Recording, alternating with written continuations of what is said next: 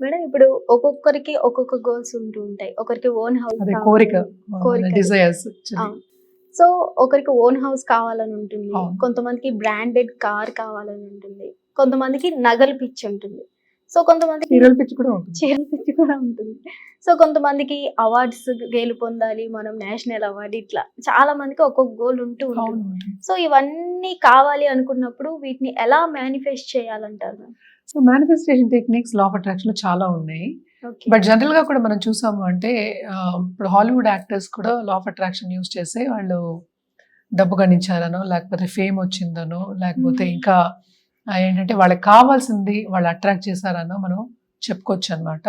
Okay. So బేసిక్గా ఏంటంటే law of attraction లో టెక్నిక్, విజన్ బోర్డ్ టెక్నిక్ ఉంది. అది మనం మాట్లాడుకున్నాం చాలా సార్లు. ఎవరికి కావాల్సింది వాళ్ళు చేసి, కొంతమందికి ట్రావెల్ పిచ్చి ఉంటుంది, టూరిజం పిచ్చి ఉంటుంది, కార్లు ఏమో డిఫరెంట్ బ్రాండ్స్ కార్లు. ఎందుకు లలిత జ్యువెలర్ అతను చెప్పాడు కదా, 300 కార్లు ఉన్నాయట. ఏమీ లేను ఎలా వచ్చారు పైకి? ఆ పట్టుదలతో, సెల్ఫ్ బిలీఫ్ తో వచ్చారు. మనం ఎప్పుడైనా లా ఆఫ్ అట్రాక్షన్ మాట్లాడుకుంటే ఫస్ట్ సెల్ఫ్ బిలీఫ్ మాట్లాడుకుంటాం. అంటే సెల్ఫ్ బిలీఫ్ ఉన్నప్పుడు ఏమవుతుంది అంటే, నేను చేయగలను, నేను ఎంత కష్టపడినా నేను సాధిస్తాను ఓకే. అంటే తప్పక అవి తిరిగి వస్తుంది. Simple example Dhirubhai Ambani. Petrol bunk లో ఆయన పెట్రోల్ పోస్తున్నప్పుడే నేను ఈ బిల్డింగ్ కొంటా అన్నాడట ఆయన. ఓకే. అక్కడి నుంచి ఇంకా ఎక్కువ కొన్నారు బిల్డింగ్, కానీ ఆ బిల్డింగ్ కూడా కొన్నారు. చాలా మంది చెప్పుకుంటారు ఇలాంటివి. అంటే ఏంటి, మేనిఫెస్ట్ చేయడం అనేది ఏంటి అనేది ఫస్ట్ అర్థం అవుతే మిగతాదంతా.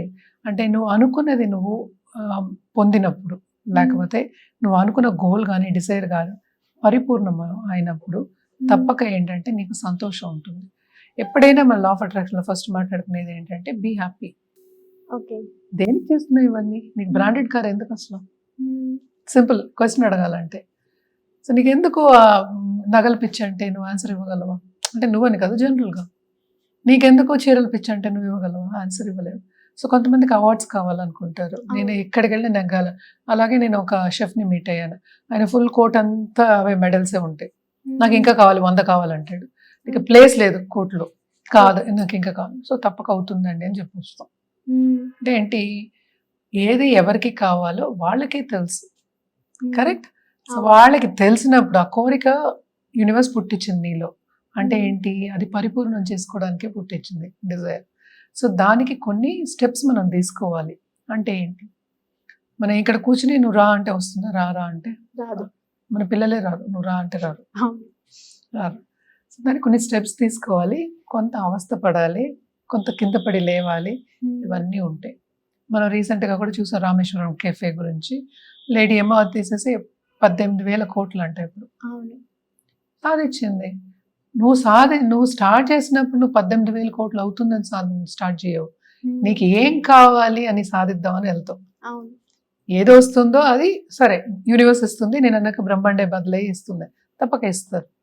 బట్ ఫస్ట్ నీకు ఏం కావాలి, ఆ కోరిక బలంగా ఉందా? ఇవి రెండు most important. So branded car కావాలి అని ఉంటుంది చాలా మందికి. కరెక్ట్. ఇప్పుడు వచ్చే బ్రాండ్స్, అంతకుముందు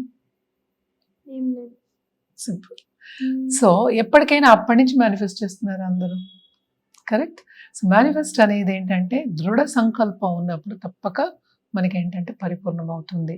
నీ సంకల్పమే నీ బలం, సంకల్ప బలం అంటాం. అందుకనే మన హిందూ మతంలో మొత్తం అంతా చెప్తూనే ఉంటారు అనమాట, సంకల్పం చేసుకున్న తర్వాత ఏదైనా చేయాలి అని చెప్పి. ఎందుకని, ఆ డిజైర్ అనేది ఎవరు పుట్టించారు? యూనివర్స్ పుట్టించింది. పరిపూర్ణం ఎవరు చేస్తారు? యూనివర్సే చేస్తుంది.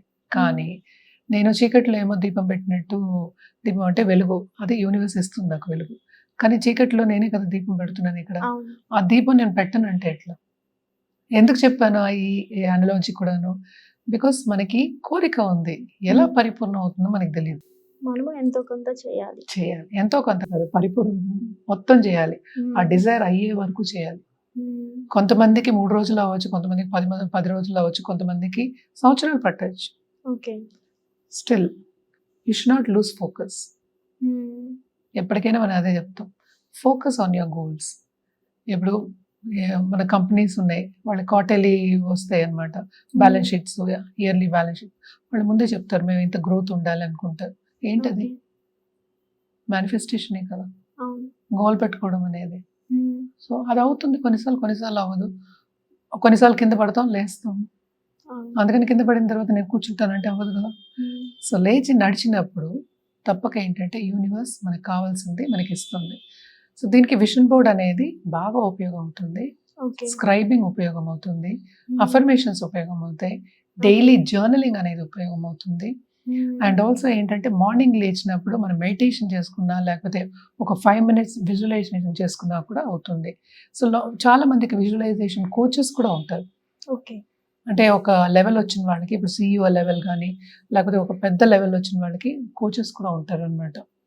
సో ఎలా చేయాలి, ఎలా వెళ్ళాలి, డిజైర్ ఎలా చేయాలి, ఎందుకని ఈ థాట్స్ వస్తున్నాయి, ఏది ఏ థాట్ని మనం తీసేయాలి. ఇప్పుడు మనకి ఒక ఒక పొలం ఉంది, దాంట్లో ఏమో పంట ఉంది, వీడ్స్ కూడా ఉంటాయి, అంటే అక్కర్లేనివి కూడా పండుతూ ఉంటాయి.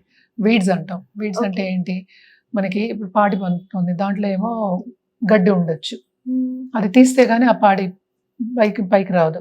సో అలాగే థాట్స్ని కూడా మనం ఏమి సెలెక్ట్ చేసుకోవాలి, ఎలా చూసుకోవాలి, ఎలా ముందుకెళ్ళాలి అనేది కూడా మనం చెప్పడం అనేది జరుగుతుంది అనమాట. మేడం, కొంతమంది వర్కౌట్ అవ్వట్లేదు అంటూ ఉంటారు కదా, దేనికోసం అంటారు? వాళ్ళు వర్కౌట్ అవ్వట్లేదు అంటే వాళ్ళ నమ్మకం కదా అది. ఓకే. స్ట్రాంగ్ బిలీవ్ లేదు. స్ట్రాంగ్ బిలీఫ్ లేదని కాదు, దే హావ్ గివెన్ అప్ అని. ఓకే. బిలీఫ్ అంతా ఏమైంది, నెగిటివ్ కింద మారింది. ఓకే. బిలీఫ్ తోనే మొదలెడతాం ఏదైనా సరే. ఇప్పుడు ఒక వర్క్ మొదలెడతాం మనం, ఇది అవుతుందని మొదలెడతాం, ఇది అవ్వదని ఎవరు మొదలెడతారు? సరే సింపుల్ ఎగ్జాంపుల్ నేను చెప్తా. కార్ తీసుకున్నాం, నేనేమో ఇప్పుడు మణికొండ వెళ్ళాలి, మణికొండ వెళ్ళాలనుకున్నా, గూగుల్ ఏమో చూపిస్తోంది నాకు మ్యాప్, నాకు గూగుల్ అక్కర్లేదు, నాకు ఎవరు అక్కర్లేదు, నేనే వెళ్తానంట అనుకుందాం కాసేపు. ఎంత తంటాలు పడే వెళ్ళాలి నేను? తెలిస్తే ఈజీ, లేకపోతే కష్టం. అంతే కదా. సో రూట్ తెలియకుండానే మనం స్టార్ట్ చేస్తున్నాం ఇది. కానీ గమ్యం అయితే చేరుకుంటాం కదా, నేను మణికొండ చేరుకుంటాం. నాకు గూగుల్ లేకపోయినా పర్వాలే, ఇంకోటి చెప్పపోయినా పర్వాలే, నేను వెళ్తా.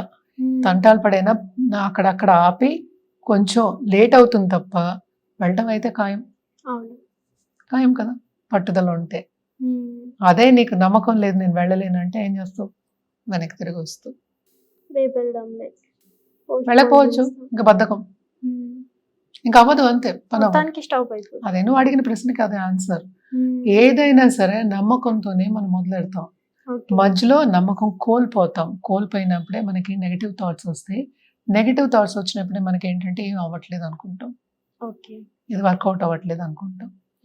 కొన్నిసార్లు ఏంటంటే అప్పుడు అది ఆ పనిని కొద్ది రోజులు, ఒక 3-4 days ఆ థాట్ని కూడా పక్కన పెట్టేయమంటాం. పెట్టి తర్వాత మళ్ళీ కావాలంటే తీసుకోవచ్చు దాన్ని. థాట్సే కదా, మనమే ఎవరికైనా డబ్బులు ఇచ్చి మనం చేసేది ఏం లేదు, మనం చేసేదే పని. సో అది నెమ్మదిగా అది మళ్ళీ దాన్ని స్ట్రాంగ్ థాట్ కింద తీసుకొస్తాం అనమాట. అది వర్కౌట్ అవ్వలేదు అనేది ఏంటి, నీ ఫీలింగ్, నీకెలా తెలుసు అది వర్కౌట్ అవ్వట్లేదని? అంతే. సో వర్కౌట్ అవుతుందని నువ్వు మొదలెట్టావు, మరి ఎందుకు వర్కౌట్ అవ్వట్లేదు అనే ప్రశ్న ఉంటుంది. సో కొన్ని నిజంగానే అవ్వకపోవచ్చు, దాని గురించి మనం ఏంటంటే సిచ్యువేషన్ బట్టి మనం మారుతూ ఉంటుంది. అది ఎప్పుడు ఒకేలా ఉండదు కదా, ఒక సిచ్యువేషన్లో అవ్వచ్చు, ఒక సిచ్యువేషన్లో అవ్వకపోవచ్చు. అది కూడా చూసుకోవచ్చు, కొంచెం టైం ల్యాప్స్ ఉండొచ్చు, కానీ అవ్వకపోవడం అనేది ఎప్పుడూ లేదు. అది నీ బిలీఫ్ పట్టే ఉంటుంది అనమాట. సో నీకు బిలీఫ్ లేనప్పుడు, మధ్యలో నువ్వు కోల్పోయినప్పుడు ఏమీ సాధించలేవు. అది అవార్డ్స్ అవ్వచ్చు, ఒక మెర్సిడీస్ అవ్వచ్చు, ఒక బ్రాండెడ్ కార్ అవ్వచ్చు, బ్రాండెడ్ హౌస్ అవ్వచ్చు, ల్యాండెడ్ ప్రాపర్టీ అవ్వచ్చు, గోల్డ్ అవ్వచ్చు, లేకపోతే ఇంకోటి అవ్వచ్చు. ఏదైనా సరే బిలీఫ్తో స్టార్ట్ అవుతుంది. Thank you.